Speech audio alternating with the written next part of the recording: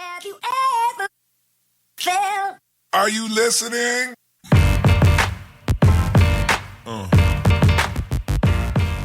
When it comes to coaching a football team, before you can teach X's and O's, you have to lay a foundation of principles and expectations. Once the team understands and accepts these values, then they can learn how each of them plays a crucial role in the process. That's how coaches create culture. The values you place within that culture are up to you. Johnny Murphy has been coaching culture since playing college football. He teaches these fundamentals not only to his players, but within his own family and his community. And for the past 2 years, he's also been a student, recently completing his MBA. And all of this while juggling a full-time career. Although Coach Murphy gets a lot of praise for his team's victories on the field, it's the coaching he does off the field that has left a far more significant impact. Called to serve as a man of God, Johnny Murphy teaches so much more than just athletics. He has continuously served as a leader of young men, and for the past several years has taught an early morning scripture study for the local high schoolers. This episode was not due to be released for another week or two, but as of its release today, Bishop Murphy has been asked to coach a much bigger team. And after listening to our conversation, I think you'll understand why. Learn how to create a culture within your own team from my recent conversation with Johnny Murphy. How'd you catch the first NFL game? No, I didn't watch the NFL game. I watched Miami. I was going to watch it. Tyson was watching the NFL game. Came down. He had it on his computer, and I watched the Miami Alabama Birmingham because I was kind of hoping Alabama Birmingham would step up. I know their coaches over there. I go to a lot of clinics. Right. So I know those coaches over there. I've listened to them. The linebackers coach, defense coordinator, Nice. The head coach is actually a phenomenal dude. That's a great experience. Alabama Birmingham's football program was completely dismantled a few years ago. Right. And so they brought in this coach, and if you just ever study what he did and how he, from an organizational standpoint, it's amazing how he just turned everything around, created a new culture, got the program back. Well, do you mind sharing a little bit about that? Tell me about that. Well, yeah, so his whole deal was, Alabama Birmingham, it was a funding deal, it was a culture deal, there were some issues, and I don't know anything about the old coaching staff. I don't know anything about that. But it was dismantled because of some systematic problems. Systematic problems, and it was kind of the big term nowadays, defunded, whatever you want to call it. But right. It was a cultural issue. They did not have a culture. Naturally, when you don't have a culture in football, you're not winning. You're allowing things to take place. There's discipline issues, behavior issues, things like that, and that trickles down. Now, if you have the funding and you have the booster support, okay, you can overcome a lot of those issues, all right? Because money solves a lot of problems. Yeah, they'll throw money at it, no issues, no problems. But at some point, the head, the leader has to take charge. So they got a new coach, came in. He just started from ground zero, building a culture. Do you remember what his name is? I'm trying to remember his name now. We can look it up. Don't worry about it. We'll reference look it later. Up. Bill something. Anyway, so Bill Clark. And he came up, and there's actually an article that I get in a coaching magazine that brought this, that tells everything about it. Nice. So he came in and just started at ground zero. He started recruiting. He got some transfers that came in, and that's a big thing. He got some transfers that he wanted. Right. That came in. He started recruiting the kind of kids that may not have been the best kids, because you're in Alabama, UAB, you're recruiting against the University of Alabama, you're not getting Florida State for athletes. that matter. Everybody, you're kind of getting the leftovers in your backyard. all right, yeah, for sure. And that's bad. I never want to call a kid a leftover, but you're not getting, like you said, the not the 4 and 5 stars. Yeah, and so he started getting kids that could play, had some talent, but more so had character.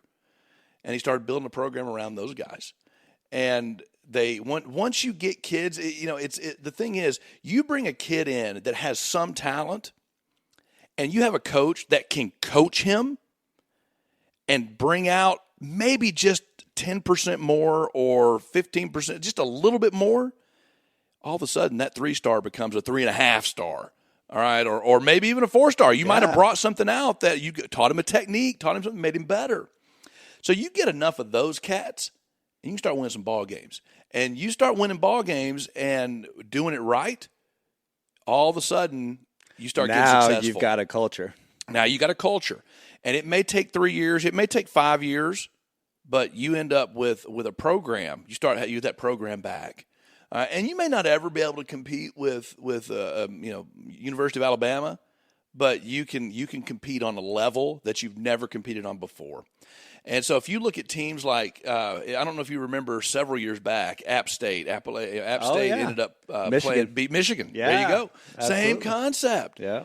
You take a coach, my favorite coach, and this is a guy. He is absolutely my favorite coach, PJ Fleck, at the University of Minnesota. That's culture. That's culture there. I'm not familiar with him. Oh man, he's the kind of guy. So very dynamic, very outgoing, very very direct. There, you always know where you stand with him. And so he spoke on culture and that's what he said. He does not consider himself a coach. He considers himself a culture driver. That's what he does. Nice. And so anyway, he goes to programs and will just completely transform them. And now University of Minnesota is ranked in the top 25. First time in a long time. On that coaching note, that's a perfect spot because I want to talk about Sweeney as well. Dabo is my boy, so I always love talking about him. So this is the Extraordinary Podcast, and my guest today is Johnny Murphy, Coach Murph. I love it. How are you, my friend? I'm good, buddy. Thanks for getting me over here. Yeah, thanks for having me. This is a great opportunity to chat, and a perfect timing with the football season cranking up. And I'm really excited to get to talk to you. We got a lot to cover. We're going to try to pack as much into about the next hour and 10 minutes as we possibly can. So, we were talking about the coach and creating culture, stuff like that, and that's also what you do. I mean, that's not your day job; is completely different from that, but you're also a coach as well. Yeah. So let's talk about. Tell us a little bit about your day job, and then what's your passion. Well, day job. It took me a long time to realize this, but my day job is sales. No one ever wants to be known as a salesman. Sometimes that gets a bad connotation. You get a bad rep. But finally, I conceded to the title, and I am a salesman. I conceded a few years back and decided, hey, if this is who I'm going to be, baby, this is who I'm going to be.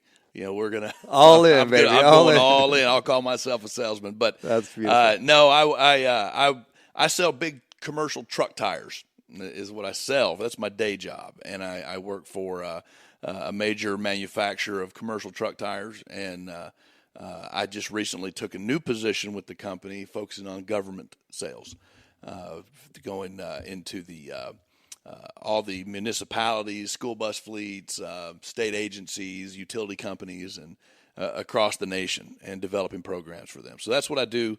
That's what brings home the cash and allows me to do some of the fun things. So it pays the bills, right? That's right. It allows you to do all the other stuff. That's right. Well, and before we jump into the coaching again, I do want to mention it wasn't a direct result of the new opportunity that you got with work, but one of the things that you've done along with that is getting your MBA. You just recently wrapped that up here within the last couple of weeks, right? Yeah, just last. Matter of fact, I graduated August 10th was the final day. Amazing. Takes the normal person 2 years to do it, but I'm an extraordinary guy. I'm on this extraordinary podcast, and it took me 2.5 years to do it. So, well, if you look at if anybody knows you and the lifestyle that you and your family lead, and the 1,000 balls that you guys have in the air at all times, the fact that it only took you 2.5 years is quite an accomplishment in and of itself. 5 kids keep us busy. Yes, all active, all sorts of things going on. So yeah, we're always into something. Yeah. So that something is typically some type of sports activity. It is. And your boys are well into football, and that's what your background is. So tell us about your coaching and what you do with that. Well, I played college football. Obviously played high school, played college football. I went the junior college route. That's a big popular thing you've seen nowadays on Netflix with Last Chance U. I wasn't the biggest, the fastest. And typically, some of those guys that go junior college have some amazing talent, but something in life has caused them to where they couldn't make the Division I route. I wasn't that guy because I was a pretty good kid and I had decent grades, but just from a physical standpoint, I wasn't your Division I college athlete. I was good, but I wasn't Division I, so I went the junior college route and played football there and loved it. And you have to kind of love football from a standpoint of every aspect of it, whether it's the physical nature, whether it's the mental preparation to play college football. You have to really be involved in the game. And so, nowadays you got to start preparing early too. I mean, Yeah. it's a lifelong commitment to get to that point. Well, right? that's exactly it. Nowadays it's changed. Last year or when I was growing up, we didn't have access to all the camps, and it kind of had to be a money thing. And my family didn't have a ton of money when I was growing up to afford those extra camps, so I didn't get to go to those. Definitely didn't have social media like we have it now, and that's a huge catalyst for driving recruiting. Twitter feeds and Instagram, and everybody's always posting every catch a receiver makes now, or every tackle a linebacker makes. So it's like a constant highlight reel, right? It's constant highlight. It's the best way to put it. Yeah. And so we didn't have all that going on when I was growing up. So went the JUCO route and played for 2 years there. And then I went to Guatemala for 2 years on a mission for my church. Yes. And I came back, and I still had the passion to play.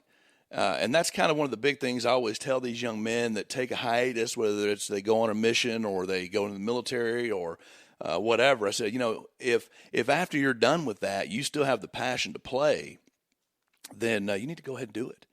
I played JUCO with a dude that was 26 years old, and he'd gone off to the military and was ready. He had a GI Bill. But he came back and was getting ready to enroll in school. And he realized he still wanted to play football. Came out and played. 26 years old, man, and How about that? Oh, it was great. That's so awesome. So I still had the passion to play, and I went to enrolled at the University of North Alabama, and said, you know what, let's play football. And I walked on there and ended up doing well there and earning your spot. Yeah, earning a spot. Tore my ACL, there, and that kind of effectively ended my career. And but as I continued forward, I realized that, when I was in junior college, I majored in physical education because I wanted to be a football coach. And going on my mission, learning Spanish, coming back, I realized, hey, you know what? I've got a talent for language. I can probably talent for communication. Yeah, and can probably make a little more money in business. Because at that time, the coaches were – listen, coaching at the high school, college level – man, this is special calling for there's the coaches that are out there doing it, man. It's a grind, and it's tough on families, it's tough on everybody. You got to have a love for the kids and a love for the game. So anyway, I with all that being said, I said, let's go business route. So when I came back, I changed my major to foreign language for business, which was basically international business. Got a degree, undergrad in business, and started working. But the passion was still there. So in 2005, I transferred up here to Atlanta and had a buddy of mine that was coaching in the GFL, that's the Gwinnett Football League, okay, and youth football. Yeah. And he said, hey, why don't you come be my defensive coordinator? This is 2005.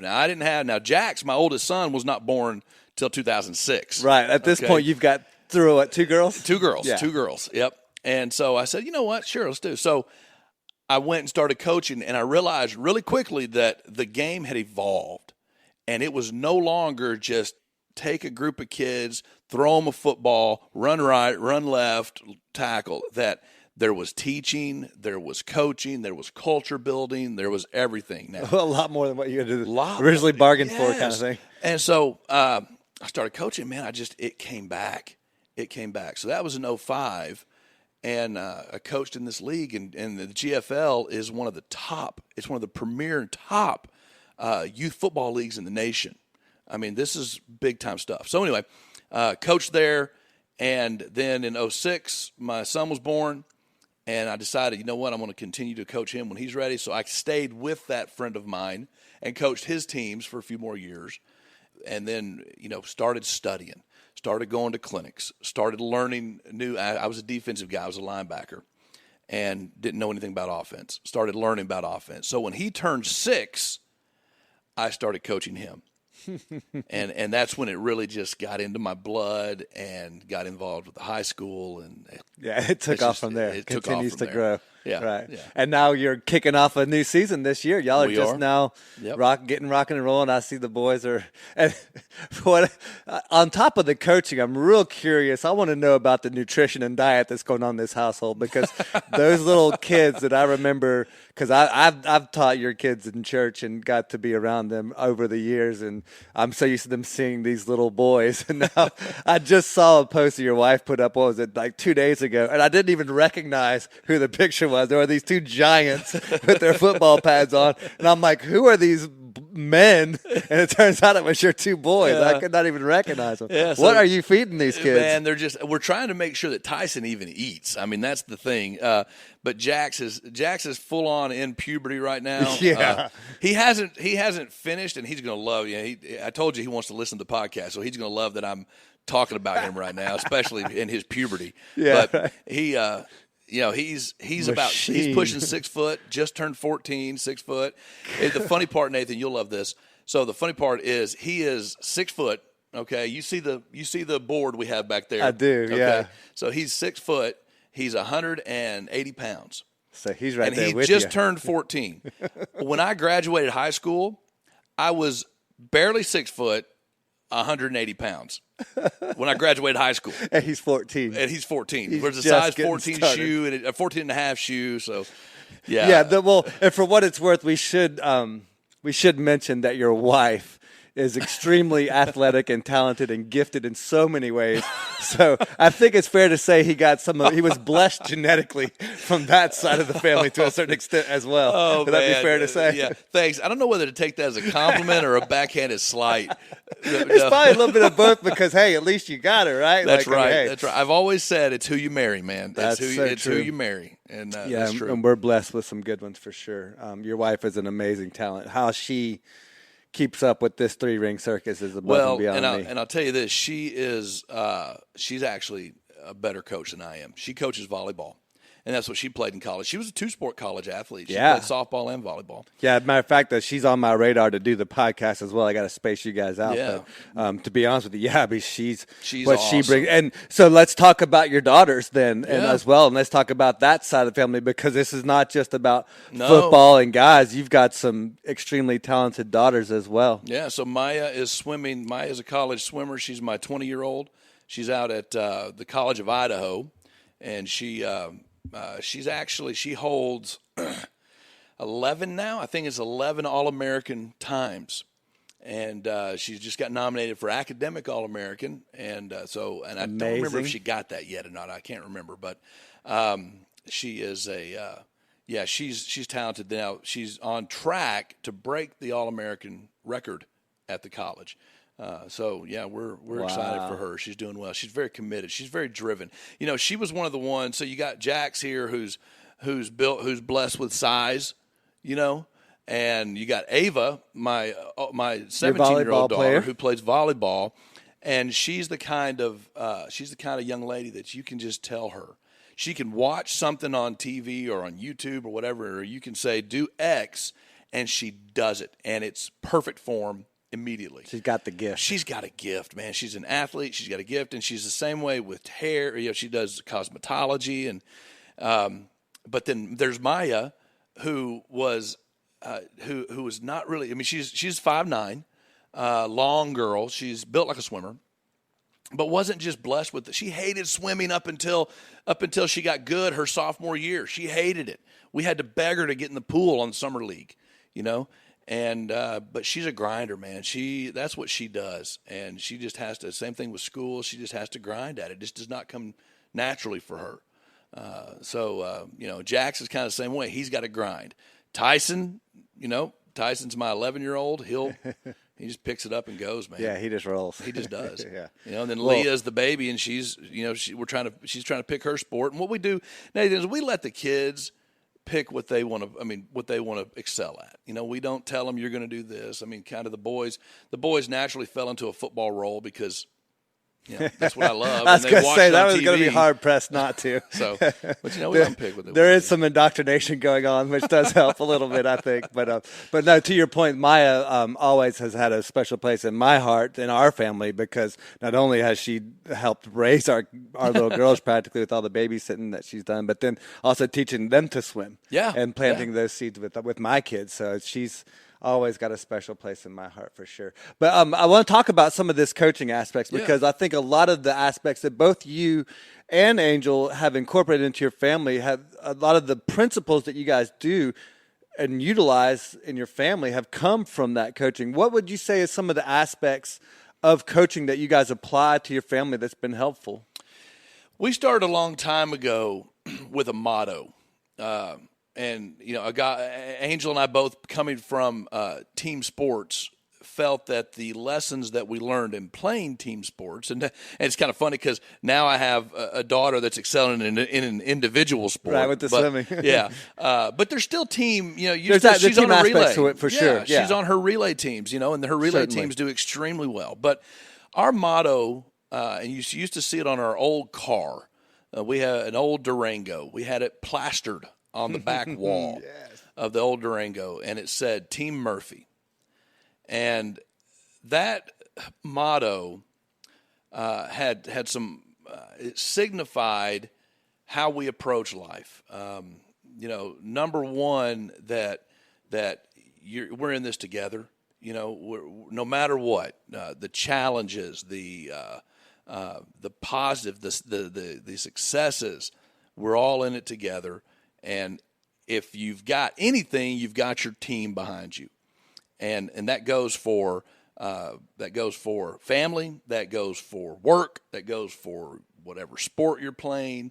You got your team, but that also means there's a lot of responsibility because you've got to be a team player. You have roles and responsibilities within the team, and you have to do your job so that the team goes. Everybody's got to participate. So that's how we started. Gosh, man, and we started that with Maya. We started that. So if we had to do a cleanup in the house, it was all right. Let's do a Team Murphy cleanup. Let's go. If we had something that was difficult in the family, hey, it's Team Murphy. Let's go. Everybody's in. So go back to Dabu Swinney, where he's all in. His motto, all in. Same concept. Yeah. Same concept. Yeah.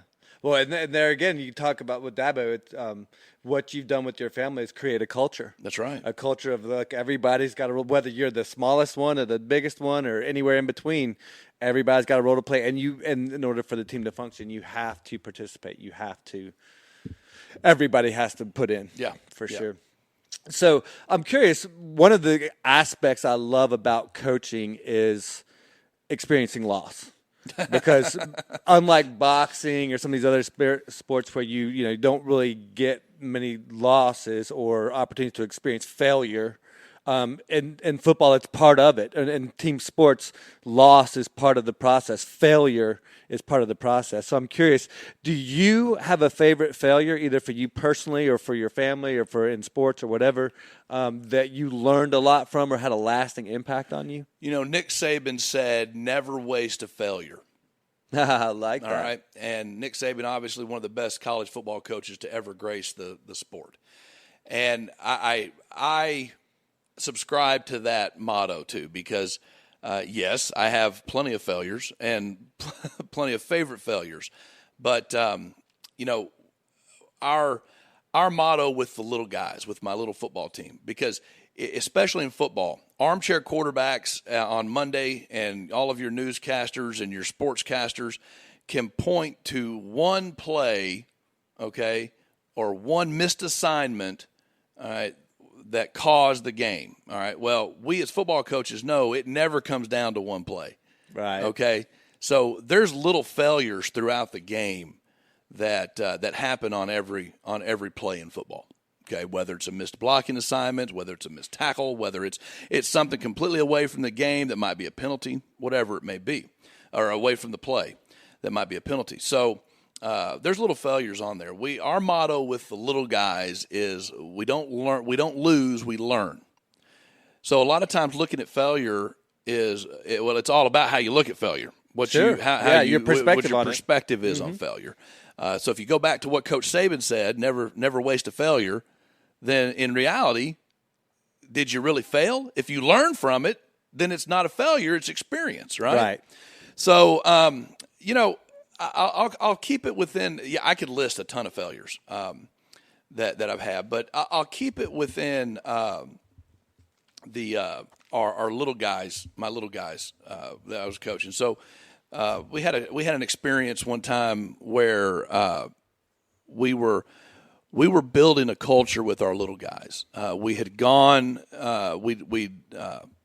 we'd gone we had a 3-5 season with the little guys, and we were getting pounded by this one team. Just they were so much physically bigger, stronger, faster than all of us.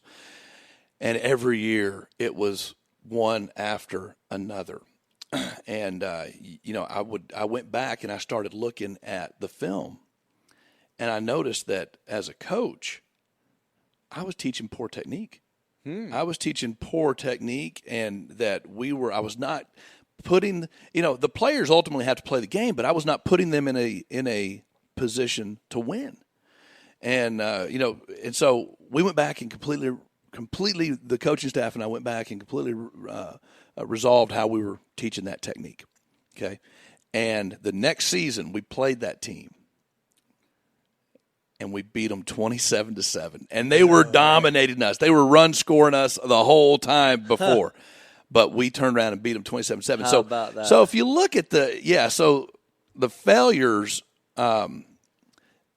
again, if you learn from the failure, is it really a failure? Right. And I think that's what we did. We went back and we looked at where we were teaching wrong technique, and we made those tweaks. The kids grabbed it, and we turned around and beat that team 27-7 the next year. Yeah. So yeah, turn a failure into a big win. that's right. Yeah, that's right. And we're able to learn from that. So I'm curious, a lot of us, or you as a coach, and I've got to see this on social media, get to have an impact on a lot of people, and you get to have that lasting impact. That's one of the reasons why I do this, is the impact and the potential impact that you can have on people's lives. Is there a coach or somebody in your life that had a major impact on you that kind of brought you down this path? Yeah. I look at. I've done that.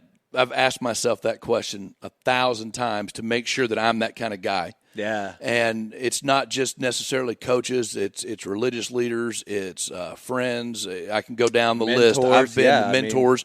I have been associated with great men and women throughout my life that have impacted me. But because we're talking about coaches, okay, I will always say I had two coaches. One of them was the most chance meeting, okay, that impacted me. The other was a guy that I'd been around. So football goes deep in my family. The sport does. And you see right there on the wall, I got my grandfather's 1940 championship team there. I keep on the wall. So my high school football coach for my junior and senior year was a man named Jim Drury. And Coach Drury passed away a while back, and it was a tough time. And Coach Drury came in, and this is the greatest part. So Coach Drury came out of retirement to come coach our team my junior year in high school. Coach Drury coached, get this, I grew up in Boonville, Mississippi, small town in Mississippi. Okay, we were Class 2A. Graduated my senior year with 72 people. I won't tell you what number graduating class I was in that, but remember, I went to junior college. All right, so I'm just letting you know. But Coach Drury coached my dad, coached 3 of my uncles. Wow. All right. So that's how much of an impact he had in my family. All right. And so anyway, Coach Jury came in and just, he was firm. He was intense, but he cared about you. He cared about you. And, at one point, and I was kind of, I wasn't a star player, but I was a good player. And, and one of those guys that did things, the coach asked me to do it, I did it. And I try to do it right. So when you get a player like that, you can't help but, like him. All right. So I was that guy that Coach Jury liked. But one time he decided my senior year that it was time to show everybody that I was not the golden boy, what I thought I was. And he kept every practice play. He was in me. I mean, just yelling at me, criticizing everything I did, and I couldn't figure out what the heck. And so I was getting mad. I was getting irritated. And, I was getting really mad, but I noticed I was taking it to another level. All right. And this isn't practice. You remember the old Allen Iverson? We're talking about practice? Practice? Right. Okay, this is practice. And I was taking it to another level. And it was constant. He was berating me and yelling at me and telling me I was doing things wrong and little things. My steps were wrong. And so this went on for the entire practice. And after practice, I had it. I was done. Right. And I took my helmet off and I walked in, still in my pads, into his coach's office. I sat down. I said, "Coach, what am I doing wrong?" And he looked at me and smiled and he said, "You're okay." And that was it. This was just him trying to get me. But you know what he taught me by that? He taught me that you can't be relaxed in practice unless you want to be good. Yeah. All right. And so bring it. Yeah, so bring it. So, when I was going through that decision, and some of the listeners may not know, when you get ready to go on a mission for our church for 2 years, it's the toughest decision of your I call it my non-married life, because you're about to leave everything that you have for 2 years and devote your time to teaching. It's the toughest decision you've ever made up to that point in your life. Oh, there's nothing tougher. Because and I'd already gone 2 years of junior college. I had I wanted to go play at a university level, and so I was going to leave all that behind. And I went to him.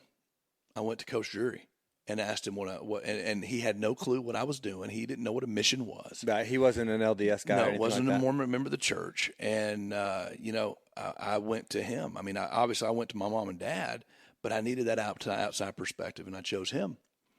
And he gave me great advice, and he said, "Listen, A, you got to follow your passion, but B, sometimes it's okay to do hard things. They turn out right for you." And so if you ask me if a coach impacted me, I would tell you that decision to go on a mission was the best decision of my life and has laid the foundation and groundwork for everything else I've done, made me who I am today. Absolutely. So, yeah, he's impacted me.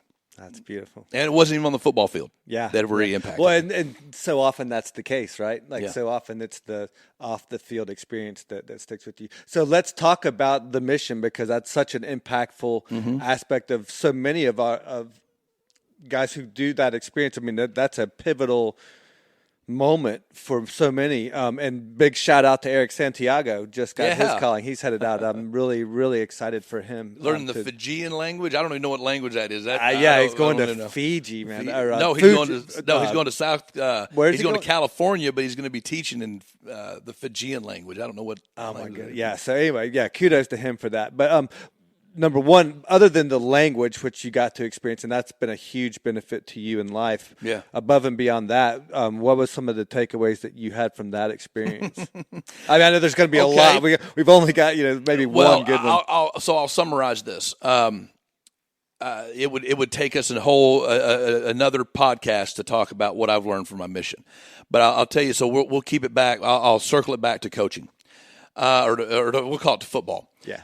When I got into the mission, I went to Guatemala, which if anybody knows where Guatemala is, it's right south of Mexico, and definitely an impoverished country, an Latin American country. So went there, learned Spanish, developed a love for the people that you can't really, without living with them for 2 years, 24 hours a day, 2 years, you just can't develop that kind of love. Yeah. So developed great love for them, great experiences, great missionary companions, some of the lasting relationships. But when I got there, I remember telling myself, hey, man, if this is too hard, you can just go home. I remember telling myself that. Later, I found out, I shared that experience with my mother when I got when I got home, and I shared that experience with her, and she said, oh, no, you couldn't have. You weren't coming home. But so I got there. I remember I was in I just gotten there. I was tired. I've been traveling, been flying all day, and I thought I was going to be able to go back to my apartment with my companion and take a quick nap. No. We immediately went to work, and that was the takeaway, baby. You got to grind. We talked about grind, and once you get here, baby, you got work to do. You're going to get to work. And so I worked all day. 9 o'clock, I remember falling asleep at 9 o'clock in someone's living room. And she looked at me, and in Spanish, she said, Elder, are you tired? And I said, yes, I'm tired. In my broken Spanish at the time, I said, yes, I'm tired. Couple days later, I got a letter from my mother, and in it she said, "Hey, this is probably going to be the hardest experience of your life. But when you're down and you feel like you can't go any further, remember you made it through those August 2-a-day practices. Remember the tough times." And she named a few games where I didn't come out. I was exhausted.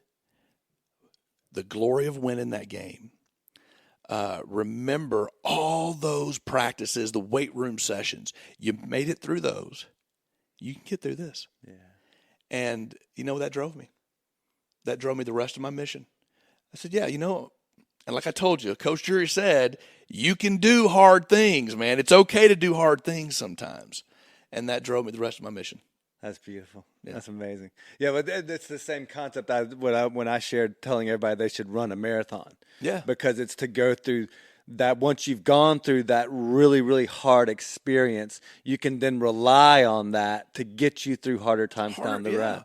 And that's why I think that's why it applies to all different aspects of sports. When you put in those grind, when you put in that practice day in and day out, and you have those tough moments, you're building your stamina, you're building your endurance, you're building this brick wall kind of, that's going to allow you to then persevere and overcome when things do get tough. We tell the kids all the time, practice should be the hardest part of the week. The game should be fun. Yeah. But the grind should be the hardest part of the week. Yeah, it's kind of like with and same thing applies to like with races, like doing road race or running races or whatever. Like the work is put in on the training. The race day should be fun. Race day should be the fun time and the reward for all the work that you've put in. That's right. Along the way. So we talked about favorite failures. Do you have a miserable experience since we're talking about endurance and all that? Do you have a miserable experience besides that? I don't want to say the mission was miserable. That first day on the mission was pretty tough. But another experience like that made a lasting impact on you? Oh, man. Again, there's a ton here. Let me see if I can find one that's a miserable experience. The NBA was a miserable experience this year. Oh gosh, yes, man! Tell me about it. Oh, that was the going through, and there's a lot of miserable experiences I've had in my life, but aside from the knowledge gained, the process, and Nick Saban always talks about the process. Okay, as a coach, he talks about it's the next play, it's do your job during that play and keep moving forward. So I thought about that a lot going through the NBA, that it's a process. It's the next assignment, the next class. But brother, when you're coming home from whatever activity, whatever it might have been a ball game, it might have been a church assignment, it might have just been work. All right. And then you've got, and I know there's a lot of mothers out there that do this. They come home, they got to make dinner. Luckily, my wife supported me like you would not believe during the MBA process. And my kids, my family, man, the kids were just amazing. They understood Dad was going to have to lock himself in the office for more time than normal. But having life still go on while you're going through that process, man, it was miserable. It was completely miserable. Yeah, because you're making sacrifices that you don't want to make. I was missing events. I was missing time with the kids. And I remember times telling my wife, this isn't worth it. This isn't worth it. I'm missing times with, sitting reading with Leah or, even watching a movie. I couldn't even watch a movie with the family, because I had to go do a paper. Yeah. And that was a miserable experience. And I remember too, like coming over here and when you were kind of I would say like at the beginning stages of that process of going through the MBA, and I'm sitting here thinking to myself, I was wondering the same thing, like, is it worth it? Yeah. Because knowing the sacrifices, because at that point in time, we were talking, I was kind of doing my own kind of like virtual MBA with everything I was doing outside of work or whatever with the podcast and the 8 keys or whatever. And I just was thinking to myself, like, oh man, I don't like, is the sacrifice ultimately going to be worth it? But I think ultimately anything hard like that, it's always worth it. It's always worth it. When you make a sacrifice and you put in the work and your family, I mean, you talk about the sacrifice that you made that your family made to help you be able to accomplish this, the things that they gave up. But think about the seeds that you've planted with them. Think about, like, they're always going to know what their dad went through to get that experience. And they're going to rely on that and push them in the future, I think, So I'll tell you something about just unrelated history. My mom went back to school when I was 15 to get her undergrad. Sidebar, you and my mom have become little Facebook buddies. I don't know if you realize that or not. I haven't, no. She's my little partner in crime on Facebook, by the way, so just so you know. Mom's great, man. She's amazing. Oh, she's a superwoman. I don't even know how she does half of what she does. I come from good stock. I really do. Very true. Yeah. We both do. Yeah. So, no, but she I digress. Sorry about that little sidebar. She went back and got her her undergrad when I was 15 years old because, we were in a situation where we needed money. She needed to become a teacher. And she became a teacher. She did it just so that she could stay home be home during our schedule as kids. There were 4 of us. And I thought about that because here I am, 46 years old, and I mean, just graduated with my MBA in August. And I got to tell you, that was probably some of the testament that I knew I could do it was because of Mom. Yeah. Again, there's Mom, and Mom inserting herself into my life, just with motivation. Yeah. One of the things that I admire about you and your family in general is that when you're constantly trying to do the right things and you're constantly trying to improve and be better and to just excel and do a lot of these best practices. Yeah, yeah. It's amazing how people are always watching. You don't always hear about it, you don't always see about it, and you don't always realize, you very rarely realize it, but there's almost always somebody watching, and you're always having an impact on somebody. That's right. That you never realize. So on that note, there's a lot of best practices. Mm-hmm. You talk about the process. What are some of the best practices that you and your family do that contribute to your success? What are some of the habits that you guys use? Angel makes sure we eat together as much as possible. And with our schedule, it may not be every night, but we do eat dinner together. And that creates that little practice creates the next. So you asked about what's our culture in our family, and I told you Team Murphy. Within that culture, a subculture is accountability. And when you're eating together and you're looking across the table from the other cat, all right, that other member of your team, you remember your family, you got to be accountable to that person. And so, you're accountable to give us a good report of your day. That's what we want. And your day cannot just be good. How was your day today? Good. What did you do? I did this. You've got to give an account. Yeah. an accounting of your day, and that's tough sometimes It can be. to do that. So Especially with teenagers sometimes. yeah, to because they pry don't info want out. to talk, man. Oh, they don't want to talk. But so my wife makes sure that we eat together at least 3 times a week with our schedule. Then the other part I would say that that we do is we pray together every night. We don't miss. That does not. We do not miss saying prayers as a family. And that kind of started with my mom and dad. We prayed every night. Remember, we all knelt on the couch, knelt next to the couch and prayed. Beautiful. We've got an ottoman upstairs, and we call it the family square. It's time to kneel around the family square, and so we pray every night together. And and then every night, and this is just something I started with Jackson Tyson. I did this little thing. We call it high five knuckles. And it's just a little high five. Everybody's got a handshake that they do. Yeah, secret handshake. Yeah, me and the boys started this a long time ago, where every night before you go to bed, you come in and you visit with them for just a moment, and you give them high five knuckles, and that trickled down to Leah. So it was just a boy thing for a while. Now Leah won't go to bed unless we do it. Well, Leah's about as much of a tomboy as you could possibly ask for. So yeah. So those are the things. But I would say accountability is probably the biggest, just holding each other accountable. And that comes in every aspect. And there's, situations that have recently occurred where we don't let our kids get away with the little things. You've got to do things right. There's a right way to behave. There's a right way to act. There's a right way to interact. There's a right way for that process to work. That's right. And to follow that process. And it might be my twisted mentality. It might be something that all of us have baggage that we've grown up with.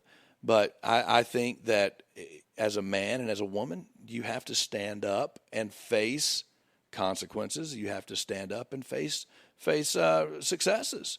Be able to handle all of them. Mm-hmm. And that's With what we grace. do. That's what we teach. Sure. Well, yeah, you call it accountability, and I think of it a lot as just being present.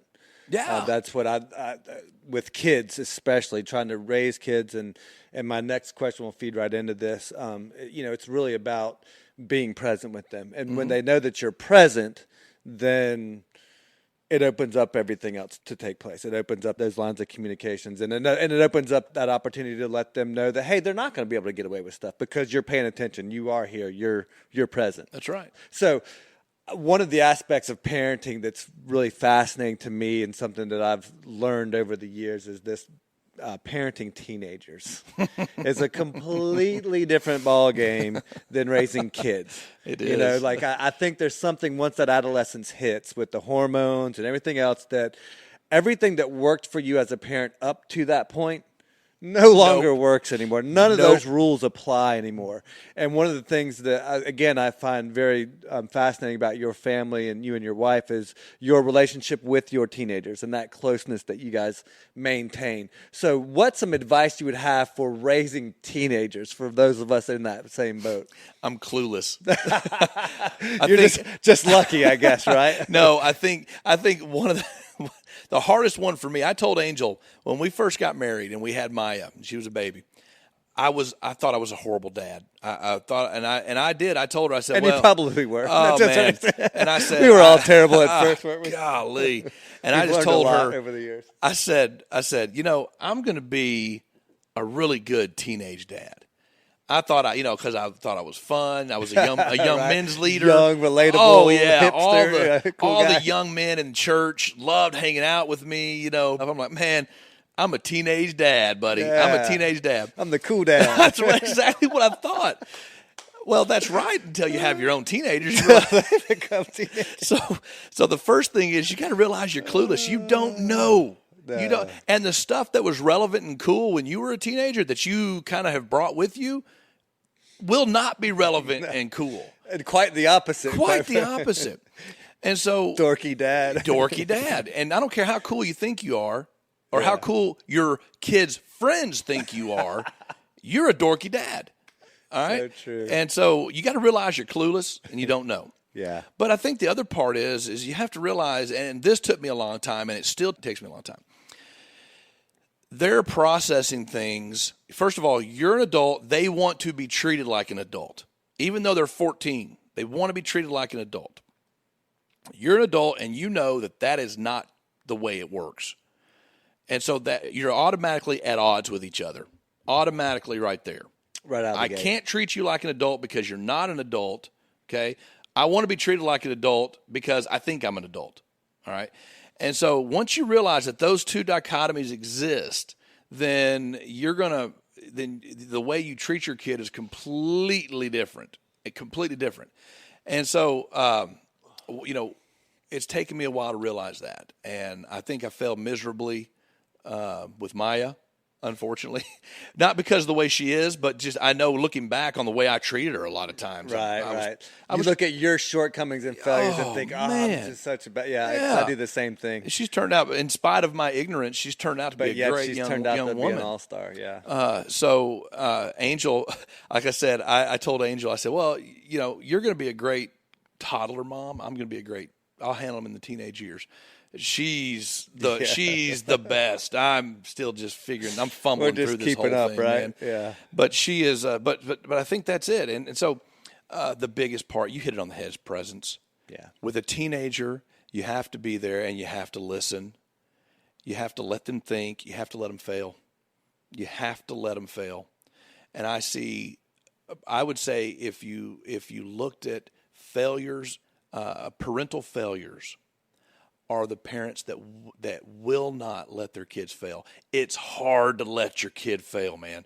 It's hard to let your kids sit there. But remember, I told you, never waste a failure. That's what Saban said, right?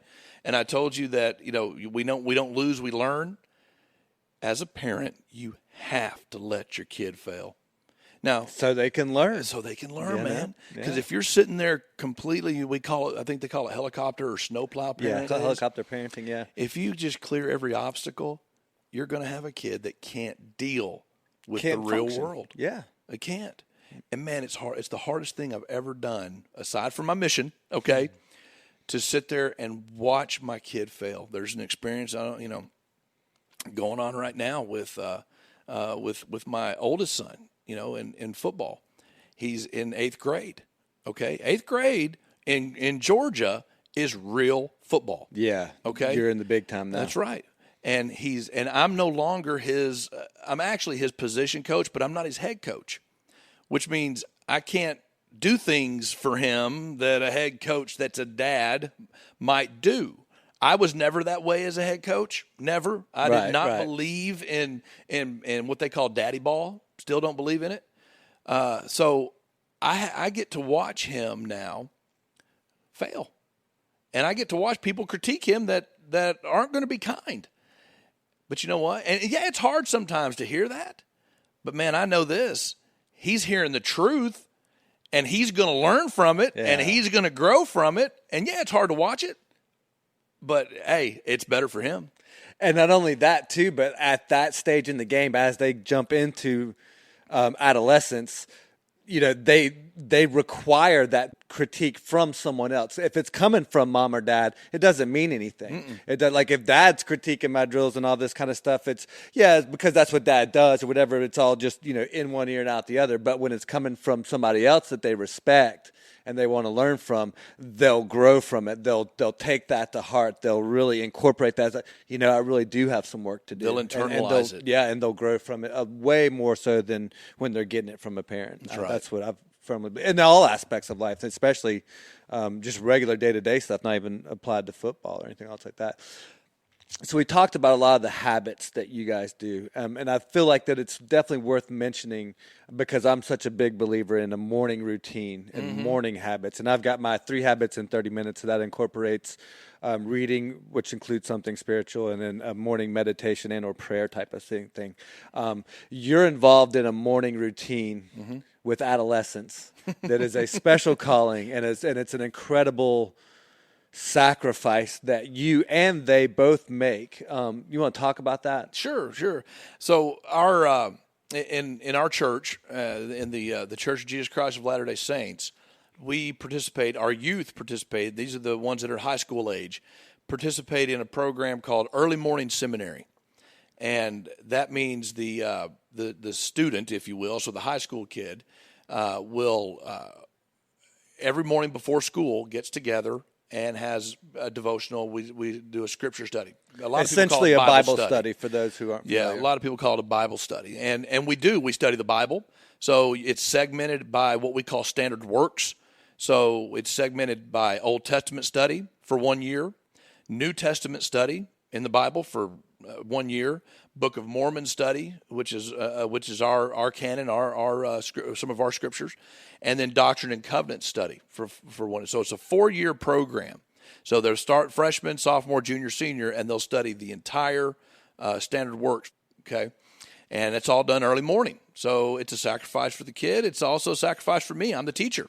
And it's a 4-year commitment for you as well. 4 to 5 year commitment for you as well. Now that can vary. It can vary, but when I accepted Generally that responsibility, I knew that it would be a 4-year commitment.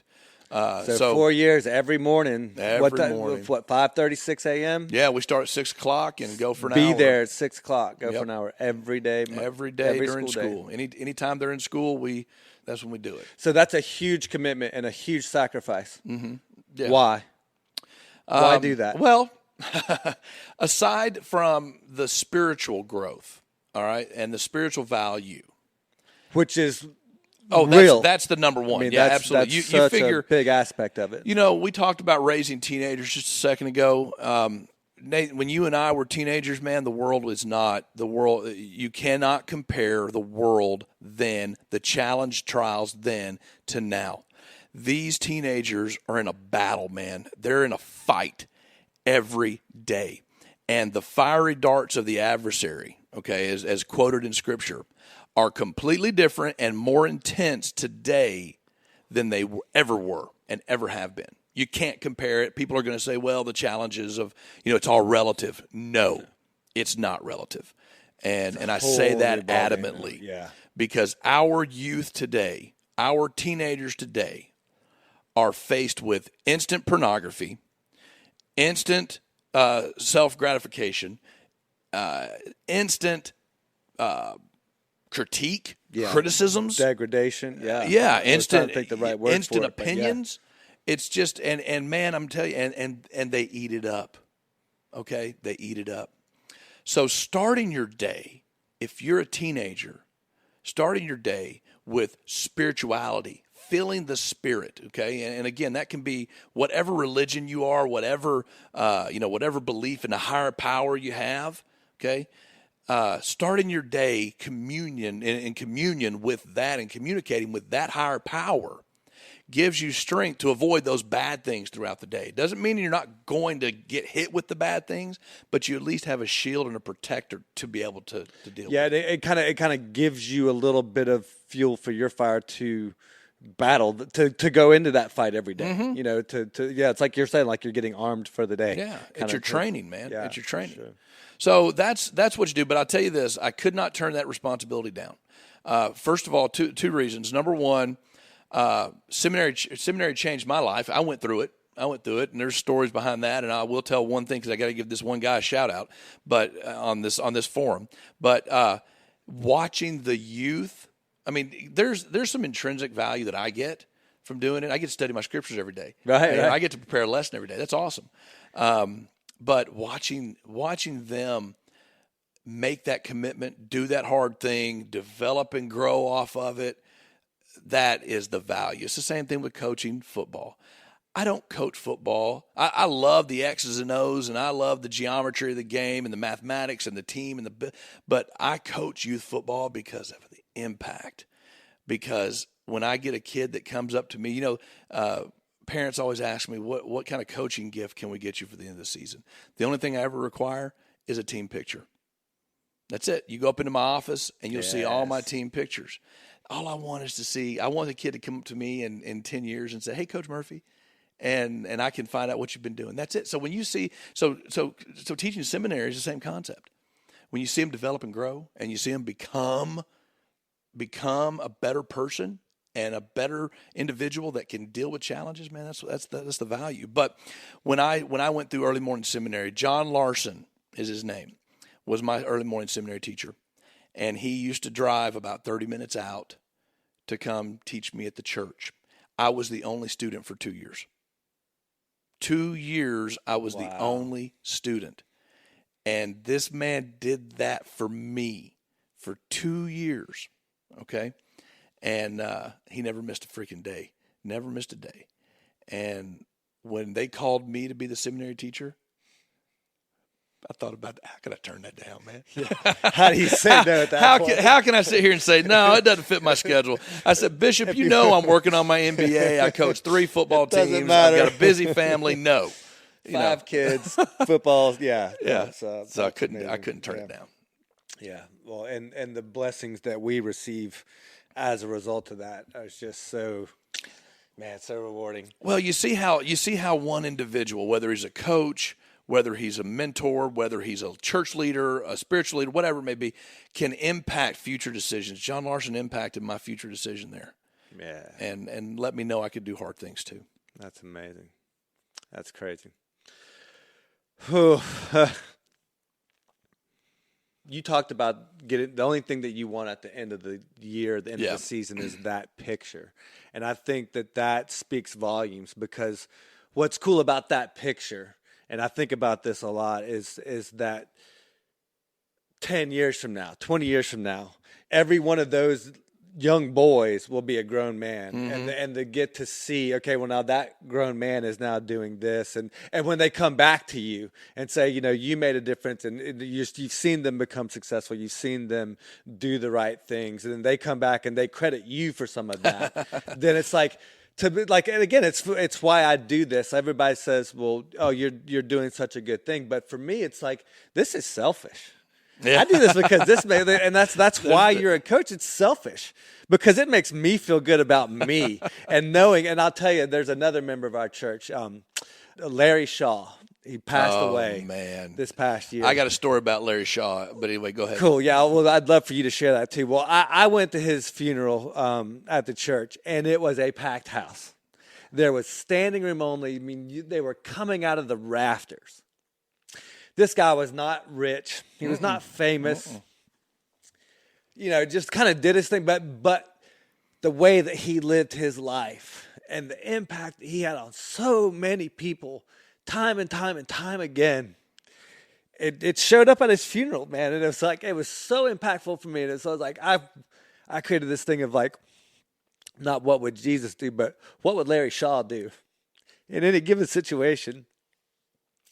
And it served me well. Yeah. And it's like, man, like, and I barely even knew the guy. Like, I'd never got to be really close with him. Like, so many people that were there got to be. But I will always remember the impact that he had on me, and just the few minor like, we didn't even talk that much. But there was always a look in his eye that he had on me at all times. Like that he had his eye on me. He was paying attention to me. He was watching what I was doing, and throughout the years, because we kind of knew each other from a distance over the years, working in the role that I had and everything.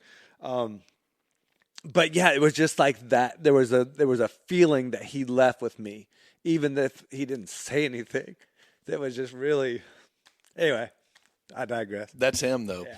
Well, so when him. my Larry Shaw, I've got a bunch of Larry Shaw experiences because we worked together in several church responsibilities. But his job was church education system. So when they called me as a seminary teacher, I had to work directly with him. Oh, awesome! Yeah, and so he was just, always an amazing. Everything you said is 100% correct, and he's an influencer, man. Yeah, he was a key influencer. And so he real influencer. Oh, a real influencer. Social media garbage. So he came up to me.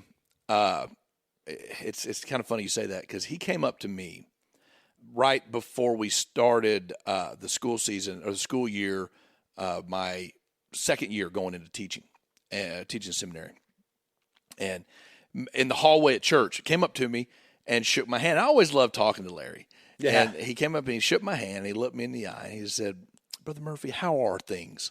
That's what he said. And so I kind of laid out to him what I was doing and the struggles I was going with seminary and working on my master's. Well, he's an educator by trade, very educated. And I told him one of the issues I was having with a certain professor. I actually, Nate, you'll love this, man. I actually I got hit for plagiarism in one of my classes. Oh.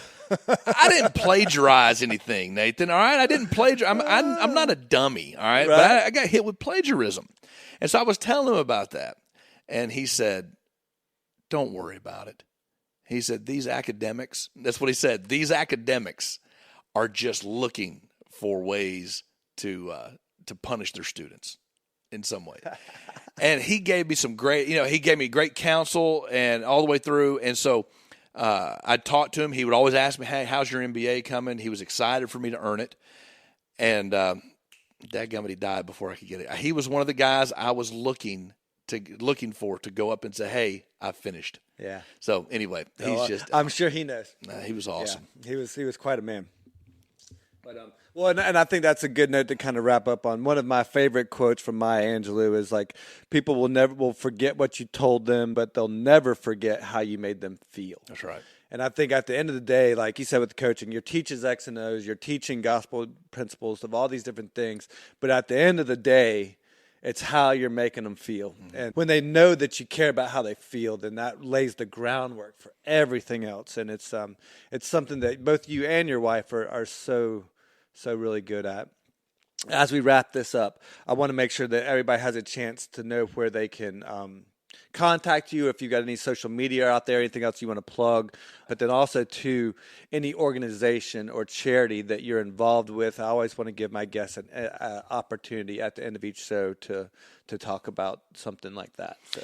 Well, and I appreciate that. We're and it's kind of interesting. The charity is not it's not official yet. We're working on a nonprofit right now. Some friends of mine have gotten together as coaches, and these are majority coaches, and we all come from different racial backgrounds. And I'll tell you how this started just really quick.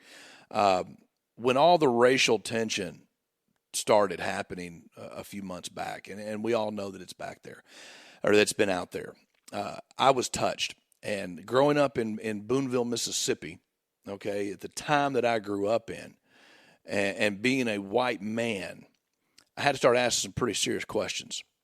All right.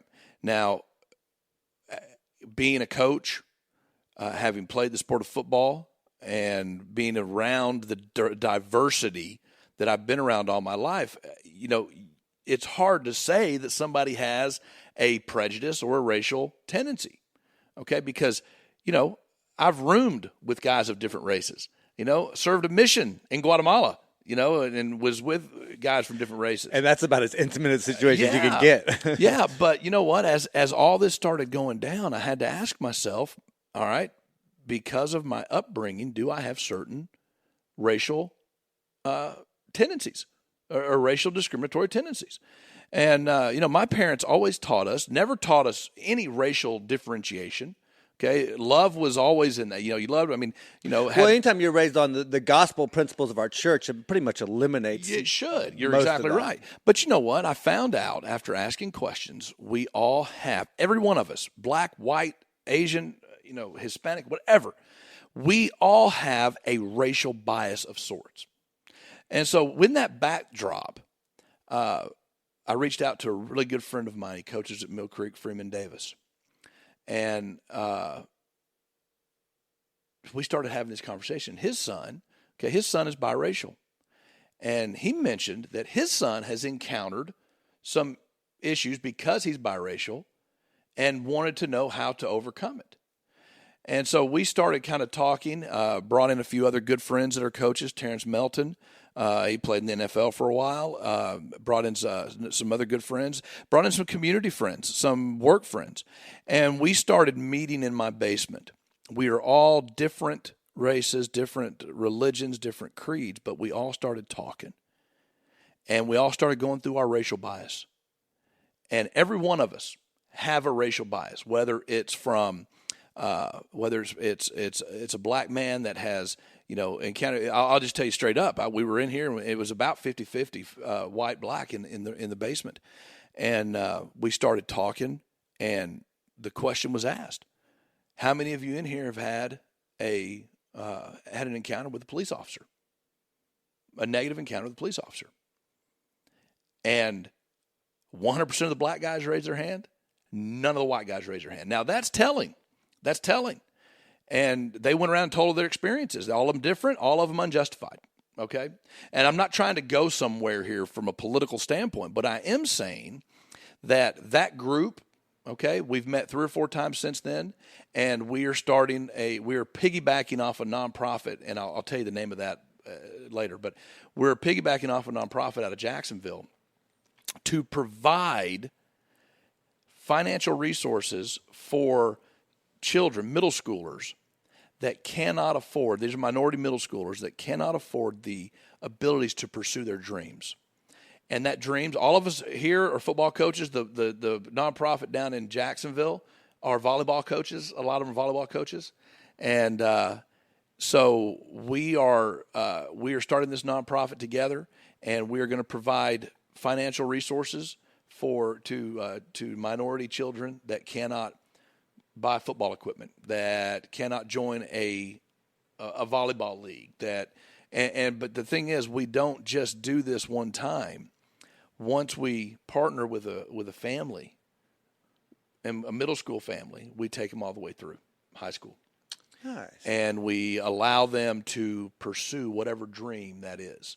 Okay, so there's a commitment on our part, commitment on their part.